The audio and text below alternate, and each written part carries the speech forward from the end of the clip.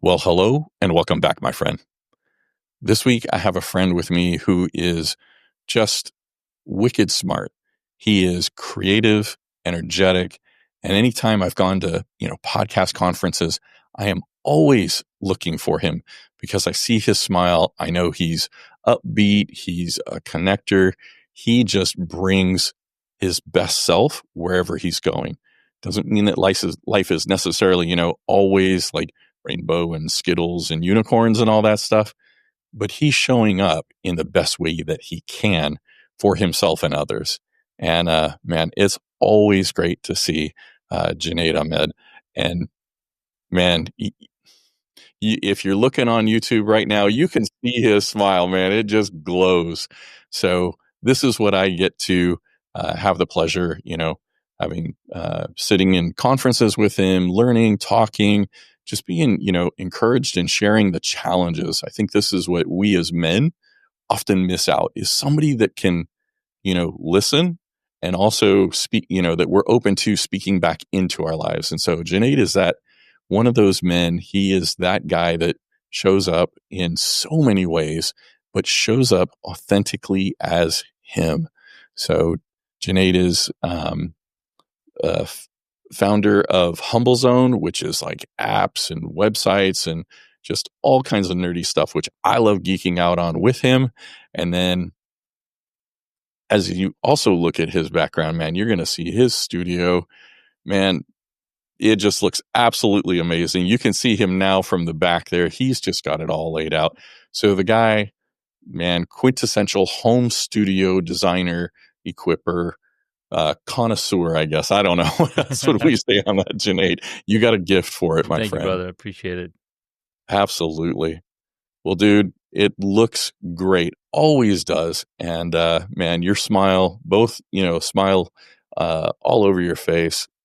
So welcoming, and I appreciate it, man. You always bring the best. Mike, I'm super excited to be here, and I get to talk to my brother over here, right? I get to talk to my friend that, like, we hung out together for so many times, talking about the deepest darkness in our hearts, or the things that we don't get to talk about a whole lot. We got to talk about those things, so super excited that I get to share a little bit of that here as well on the show. I appreciate it, my friend. Thank you for coming and being open to share, because, dude, this is not something that is necessarily the norm for us as men. And so being able to have somebody that's like, yep, this is the challenges I face, gives that hope. And also then being able to see, hey, Junaid's now on the other side. He's working through these things. He's on the other side. Dude, it gives a reality and kind of that transfer of belief. So in you sharing your story, it changes lives that we're not going to see in a normal conversation like this, but by somebody else hearing it, another guy, dude, they can step up in a way that they weren't feeling like they could before. Mm-hmm. So, dude, let's step off with, what does it look like today? You've got the studio, you've got your family, you've got a lot of plates, so to speak, spinning. What does life look like today for you, man? Yeah, exactly. Spin them fast. Well, I'm happily married to my wife for, 19 years now, and 4 kids, ranging from 15 all the way down to 3. And, they're just such a pleasure to be around, as well as it's heartwarming when you have kids, and you know this, right? You're a parent, so that's who I am, and I try to create scenarios or try to give them opportunities to see what's possible. And in this world that we're living in, anything is possible if you put your mind to it. The conversations that I've had on my own podcast that I've been running for some years literally show me pathways of other people and how they've taken their passion to profit, how they've overcome struggles. And when you listen to enough stories like that, guess what happens, right? You start to see yourself take those leaps and bounds and challenges and take over things that hold you back. The other thing that also helped me was reading the books, Mhm. putting the more good stuff we put in our minds, the more good stuff's going to come out. So where I am right now, I'm helping people, entrepreneurs, podcasters, business owners, set up their studio spaces in their homes or in their offices for podcasting, marketing, whatever you call it, so that they can show the best self, they can show professionally, and it automatically gives them confidence and, speaks to their authority as soon as they show up on camera. People stop the scroll and like, okay, this guy paid attention to his look. I got to listen to what he's got to say. And that's like an innate thing that us human beings do, right? Why do we watch movies? Why do we watch TV shows? They put so much effort into creating something beautiful, telling those stories. So I help with the backside of before you even go in front of the camera, what do you got to do? Set up the space. So once you have that space set up, now you can tell your story. And it's almost like you get to focus on that storytelling. Like, I didn't start that way, but that's what I get to do. And we've built actually some local studios as well, and then helping people, produce that content and, get that out to the world. So that's what it looks like right now. Some of the other cool projects that I'm working on is building a media school or teaching students how to podcast or be journalists and stuff like that. So bringing in people around me to then teach these students from high school and, people who just graduated, hey, there's so much more that they can bring to the world than they are shown or, they have taught to think about. One thing, like, dude, you're doing so much to equip and encourage other people, right? To move them from where they are to where they can be. And we've talked about, self-doubt before and our limiting beliefs. And that is like the kryptonite that just imprisons us with where we are, stops us. It's almost like the elephant that has been trained, by chains to stay in place. Yeah. And then they replace it with like a itty bitty rope that, that anybody could move. Mm-hmm. And that's much like our limiting beliefs that we buy into. When you look back, Junaid, how did those limiting beliefs and that self-doubt impact you?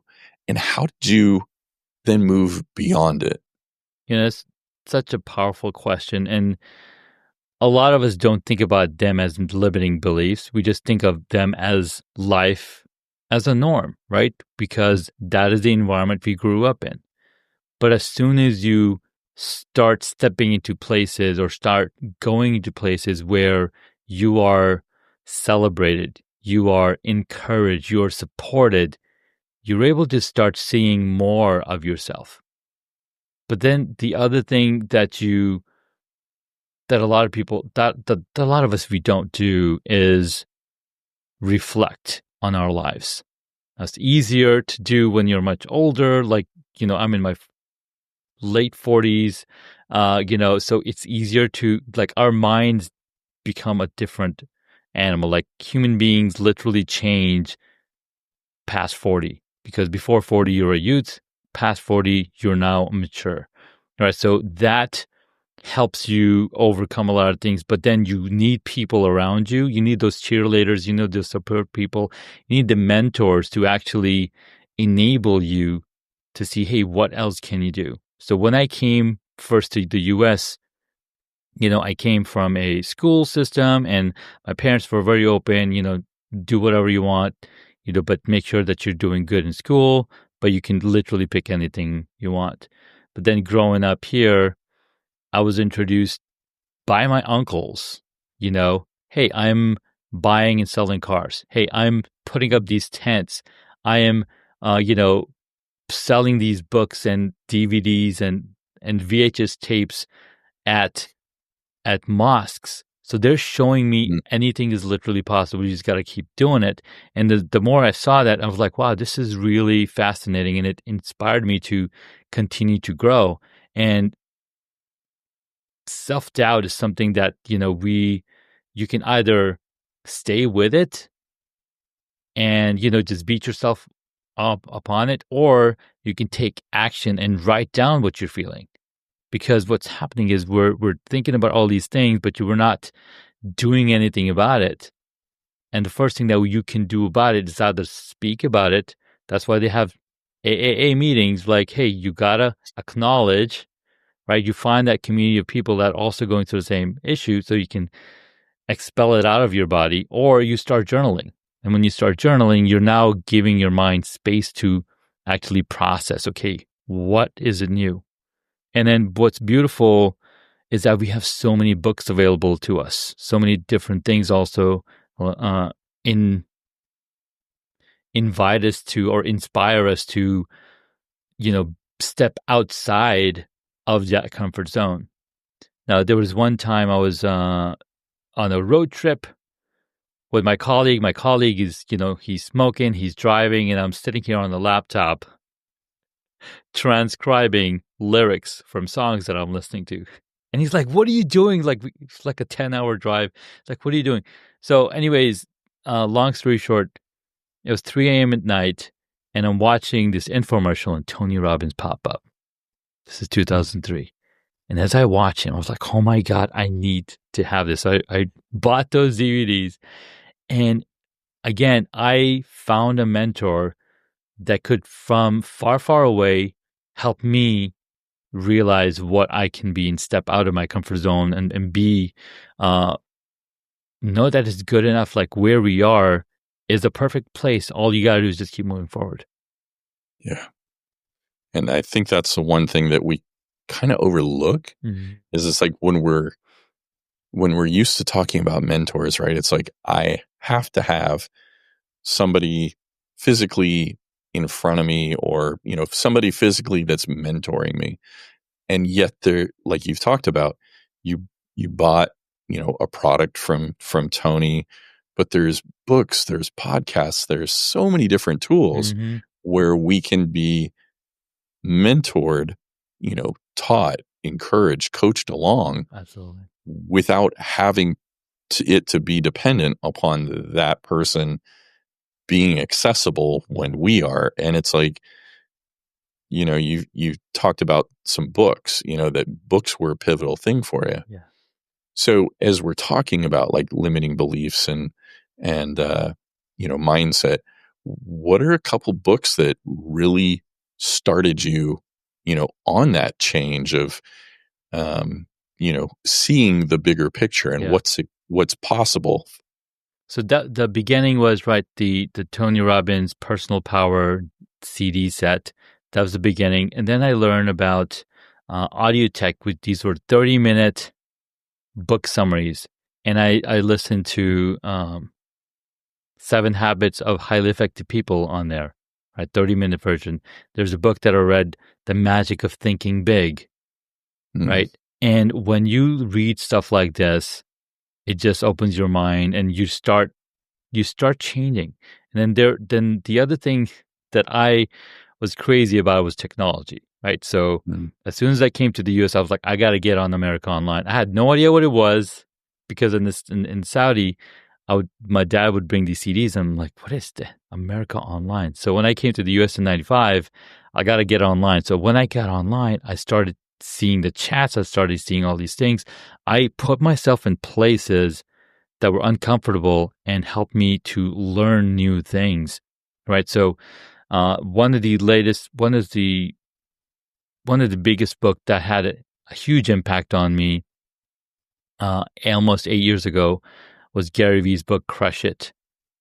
And then later on, his second book, Crushing It. And after the second book is when I started my podcast, because he literally said, you don't need to have a story.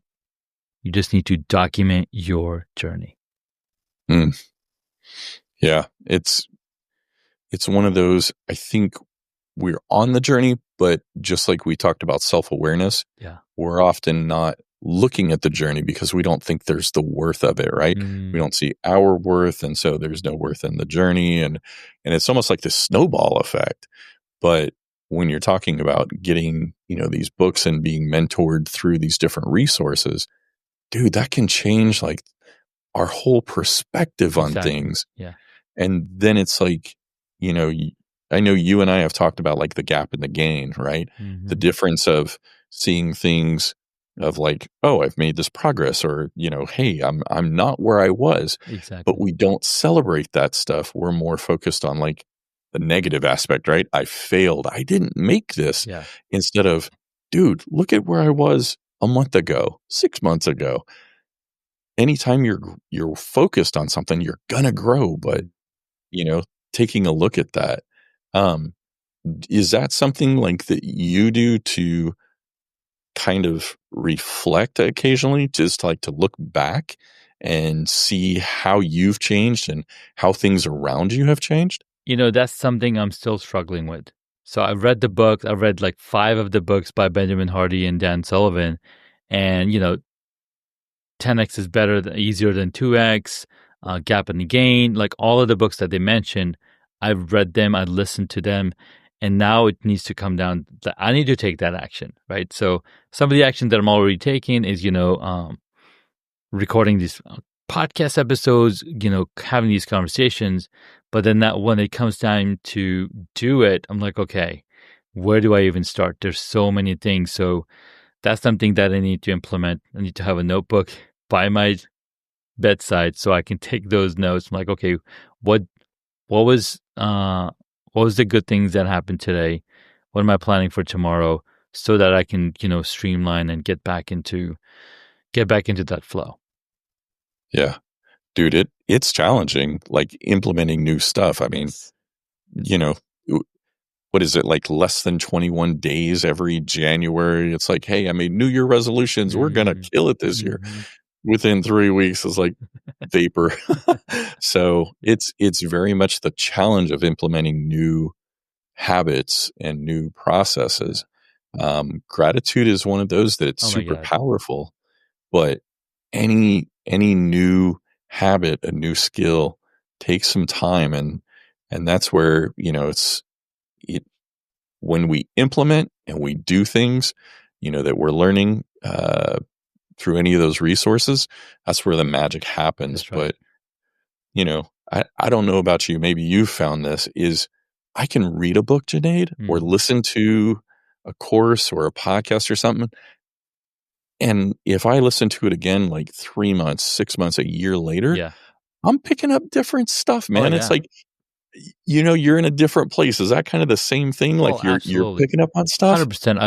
And I've done this multiple times. So I've read the book, um, The Big Leap by Gay Hendricks. I've read that a Mhm. couple of times. I haven't done the Crushing It twice, but there are other books. The One Thing, I've done that multiple times, and every time I listen to the book, it opens up new channels of my mind. Like, oh my God, I was thinking about it this way because as human beings, we are on a journey. We are learning new things, and when you're on the other side of the door, you're going to see more things of what they were talking about behind the door. So I think that's been really powerful. Yeah. New insights are revealed as we continue on the journey. Yeah. Um, so I think it's really easy for us as guys to, get focused on where we're getting our worth. And a Mhm. lot of us get our worth from career, our business, that the working side of life, Yeah. right? But I think we can find our worth there and steer clear of other areas where we don't feel like we have that worth or that confidence. Yeah. Um, how do you, because you're juggling 4 children, you've got, multiple parts of businesses. Mhm. I mean, and then you're attending events, you have a lot going on. How do you balance it without becoming hyper focused on just, the business side of life? Well, my friend, we only have 24 hours in our day, and we can't be working every single hour. So what I did implemented 7 years ago was to bring on team members to handle the post-production of my podcast, right? I was recording all these episodes and I was like, no, I'm going to be the one editing all of this stuff because I don't need to spend money. I can do it. I know the tech, right? So it was 2019. I had recorded 40 episodes already, and I still had to go back and edit them, as well as record an intro for each one of them. And I'm like, oh my God, how am I going to pull this off? I don't have time. I'm working full time. And that's when I was like, okay, now is the time to bring somebody on board. So I brought somebody on board, trained them, got them acclimated, showed them the ropes. And then they were like, okay, let me try it out. They tried it, made some more tweaks, right? So you're continually giving them feedback till they get it right. And now it's all set. So I don't know if I told you, we were talking in the green room how many episodes I'm recording per week. Yeah. So we were publishing 1 episode a week. Then we switched to 2 episodes a week. And now we're doing daily episode on weekdays. So that's what we're publishing. And that's possible because I have a team. I have a team of people that can help me take the load off of the stuff that they're good at. I could be good at it, but that's not my zone of genius anymore, right? My zone of genius is to see and help people figure out the things that they can't figure out in the studio space, lighting, all of that stuff. So that's how I'm able to do so many things because I've got team members. And yes, it's hard initially because you don't want to give up control. It's your baby, it's your podcast, it's your book, like all of these things, right? But at the end of the day, you're not going to, at the end of the day, you're not going to be in bed and like, oh my God, I should have recorded that thing the other way. No, you're going to be like, oh my God, I should have spent more time with my kids. I should have spent more time building that Lego set. I should have spent more time going out and riding bikes with them. That's the thing that we're going to talk about, not the things that take our time. It's almost like those deathbed regrets that you'll hear people talk about. It's not like, hey, I wish I'd gotten these 3 contracts through, at work or, anything along those lines. What I love that you're talking about, it's like you're now at 5 episodes, like 1 a day. Mm-hmm. But you didn't start there. No. Like your goal may have been the 5 a day, but you built up to it. And I think that's what so many of us can look at and go, oh my gosh, I would love to have somebody, mow the lawn, to do whatever, to help me have more space, to have more breathing room in life or to be more effective. Exactly. And it's like, maybe it's just a matter of starting out with, hey, I'm going to have somebody come and do this 1 time a month and grow it to 2 times a month. And that perpetual improvement over time, rather than seeing it as like a black or white, it's either got to be everything or nothing. Yeah. You're looking almost like growth, right? It is. I may not be able to, my toddler, right? Looking at your kids growing up, it's not like you're going, you've got to run or you can't crawl. Right. No. Right. They're starting the crawling process. They're starting like my youngest now, I would say he's like 90% potty trained, right? He'll still have an accident, but he's there now, right? But the rest of kids, everybody uses the bathroom, of course. Of course. Everybody walks, of course. But it didn't happen overnight. It took time, right? It takes time and energy. And when I started the podcast, I wasn't publishing even weekly. I would okay, I posted up episode this week. I don't know if I have the energy to record 1 more or edit 1 more. So there was times that I was missing publishing an episode, but that was the first years, which is totally fine. It's the growth mindset. You continually improve 1% at a time on a daily basis, and you get better over time. Yeah. So when you are starting something new, right, or you're delegating, right? You talked about doing that, giving it to a teammate. When you're doing a new skill, and let's say, Junaid, it doesn't you're not firing on all pistons. Some of the stuff drops through. Yeah. How do you focus more on the positive, the times that, you have made it, and then still be aware of, hey, I've got room for improvement without being like, oh my gosh, I'm such an idiot. How do you keep that balance there where you're celebrating the success and aware of the shortcomings without being like, I'm tossing everything out the window because it's not going 100% right?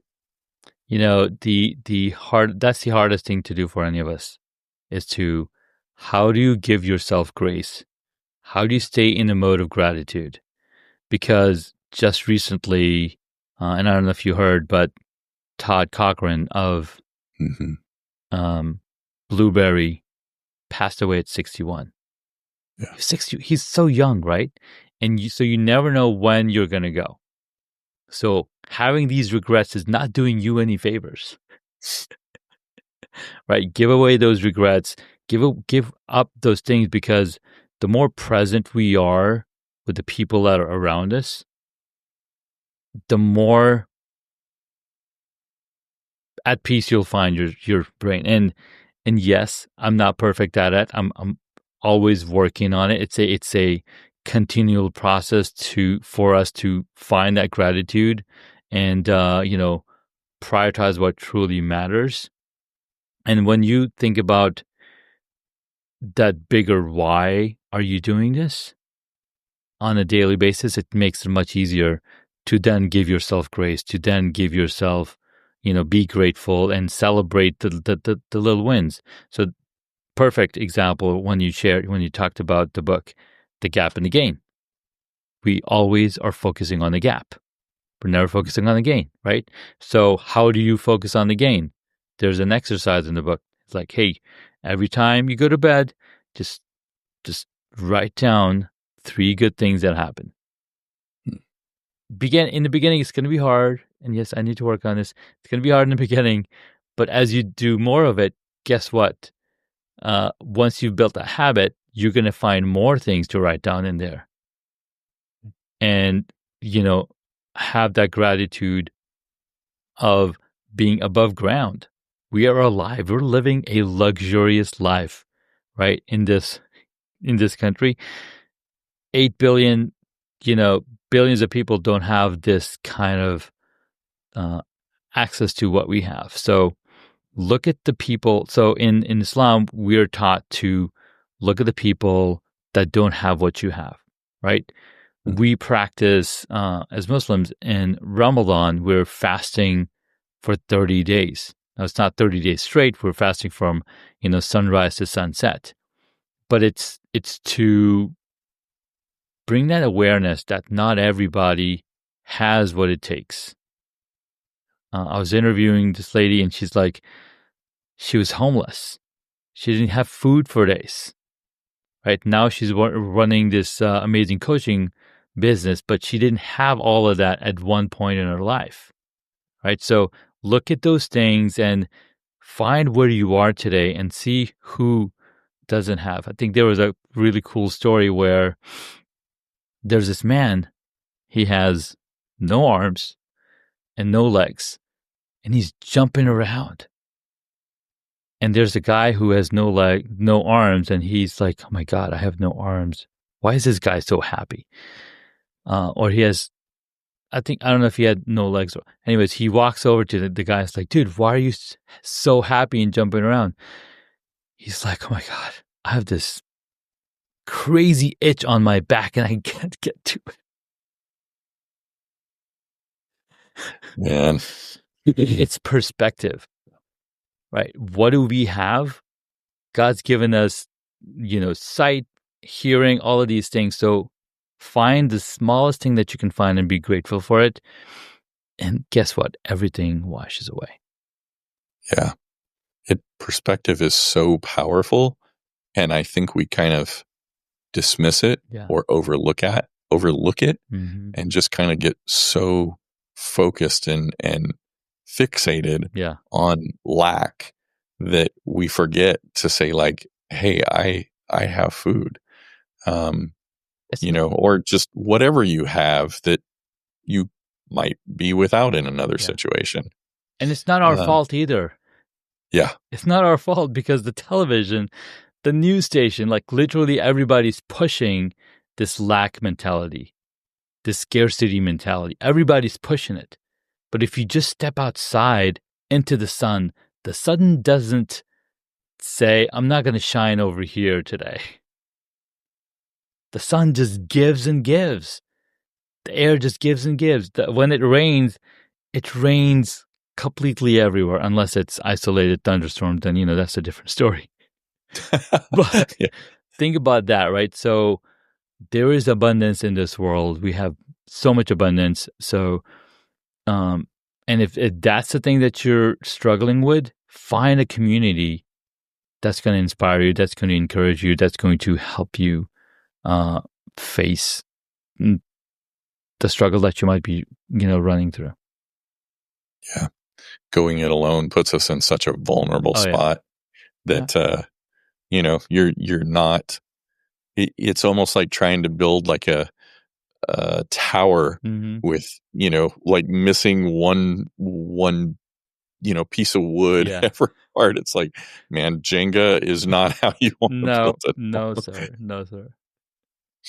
Well, as you're going through all this, like keeping an eye on all the different areas of life and being present in them, that's a lot of energy that you're both putting out to be aware and be, present in those areas.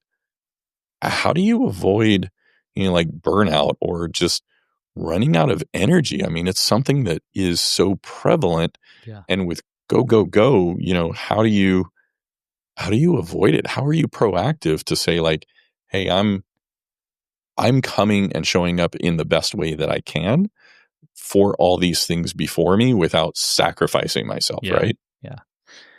It's such a powerful question. And, the point of view of, we live in this hustle culture. And I was watching this video recently, and he's a Muslim brother, and he's talking about, there's two ends. There's the hustle culture. You got to hustle everything. And then there's the culture. You just got to pray. Just got to pray and everything's just going to come to you. Well, that prayer is not going to pay for nothing. So you got to come in the middle, and you got to do the work, but then you also need to, pray to God, ask for help. So when I was taking on too much, when I was hitting the wall, I was getting exhausted. I was like, okay, the best thing I can do is take some more breaks, take some more time, get out on the bike, taking those hobbies. What those hobbies are doing, you're no longer using your left side of your brain of logic. Now you're using your right side of the brain with creativity, building Lego sets with your kids, or riding a bike outside, or beekeeping, or whatever have you. Those hobbies help you rejuvenate, help fill you back up, because you can't give anybody anything if you're empty. Right? And when you have people around you that support you in that way, that empower you, again, I keep going back to community, because so much of my life is dependent or is built on top of communities that I was part of. I was part of community of cyclists, part of community of beekeepers. When I was building computers and doing software design, I was part of communities that did software design and graphic design and whatnot. I get to talk about different things, and it just makes it so much easier to then, re-energize and whatnot. Another thing that people don't realize, they're taking all sorts of pills, but to rejuvenate your body, you got to make sure you're getting enough sleep. It's built into our human body, right? If you sleep enough, you're going to get that rejuvenation. So yes, I take a ton of naps throughout the day when I can, right? And it helps me get back get back into energy so that I can go back and do the work. So when you're taking naps or going out for a bike ride, you're doing stuff to help yourself. Junaid, one of the biggest barriers for guys seems to be almost like this guilt, of, well, if I do this, then am I really, invested in, moving my career? Like it's a detraction, right? This is me messing around. And I think there's a difference between taking a nap, going out cycling, going to the gym, investing in ourselves versus, scrolling through short videos or, playing games, on our phone or on our console, right? Yeah. Is there a way that you look at it to say, like, this is an investment, not like a detraction or something that's taking away? Yeah. I do, because you're absolutely right. I love the word investment, right? You're investing in yourself. And a lot of us were not taught investing the way that we invest. We spend a ton of money going to school, right? We're investing in our education. We spend a ton of money on those kind of things. I'm investing in my future by putting it in 401k, right? But how are you investing in the present? Because this is where you are right now. You're not in the future. You're not in the past. You are right here, right now. How do you get over that? Well, you need to, again, write down that vision, write down that path. When, for example, if you want to go to Costco, if you want to go to a store that you've never been to, what are you going to do? You're going to pull up the phone, type in the address or search for it, type in the address, and then follow the directions. So you got to have that map laid out for yourself. Where do you want to be? How are you going to get there? So you figure out, I want to get here. And then, like, okay, where is here? Who's already there, right? So you find somebody that you can model against. And James Clear talks about this in his book, in Atomic Habits. Become that identity. If you identify as a runner, if you identify as somebody who's an athlete, who's somebody who lifts weight or eats healthy, are you going to go in the middle of the night and eat something that's not healthy? Probably not. And it's going to get you to that destination much faster. So then you reverse engineer. And yes, it sounds complicated, but it's very simple, because you just got to find that one model that you want to follow. Now, a lot of us that believe in religion or have, strong beliefs, so, Christianity, Judaism, Muslims, we all have those models defined for us. What did Prophet Muhammad do, right? And we have access to books like the Quran, the Bible, and there's stories in there that tell you exactly what you need to do. My habit has been to get up in the morning, I do my morning prayers, and then I read the surah. It's surah number 73, Al-Muzammil, which is the wrapped one, because when we go to sleep, we're wrapping ourselves, we're going to sleep. And in the book, it's in that chapter, it says, get up in the middle of the night and pray and read from the Quran, because we will provide for you. Because we are literally put on this earth to worship God. That's it. Everything else is ancillary. Our primary objective is to worship God. That's why he put us on earth. I mean, we came from Adam, who was born and created on heaven, which is not even on planet Earth. We are all aliens on this planet. We're being tested. So we got to go back to basics, got to go back to where we come from. And when we do that, it's so much easier to then say, okay, I can do this. There's other people doing it. Let's make it happen. Yeah, you're not the only one. It's regardless of how it feels, we're not the only one. Yes, we're not. No. Well, Junaid, man, thank you so much for sharing your journey. How you've made the transition. And if anybody thinks like, hey, I am here, there is nothing else available to me, I can't get out, your story shows that, that is not the case, that things are always in motion, and there is, with intentionality, being focused and purposeful, there's a way to change. And it may not be perfect, but focus on that change and, have that awareness. Yeah. So, outside of this podcast, I know you've got the web development, you've got the podcast editing, and then you've got the home studio mastery.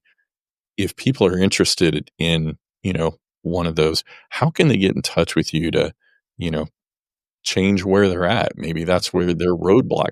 How do they remove that roadblock in connecting with Junaid? Well, head on over to any of the platforms. Just look up Super Junaid, Instagram, Facebook, whatever have you.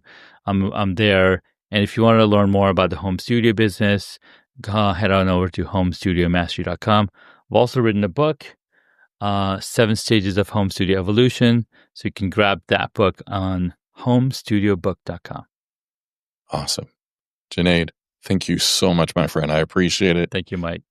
Always amazing to get together with you, buddy. And today has been no exception at all. So thank you. It's easy when it's with you, man. It's easy when it's with you. So thank you so much.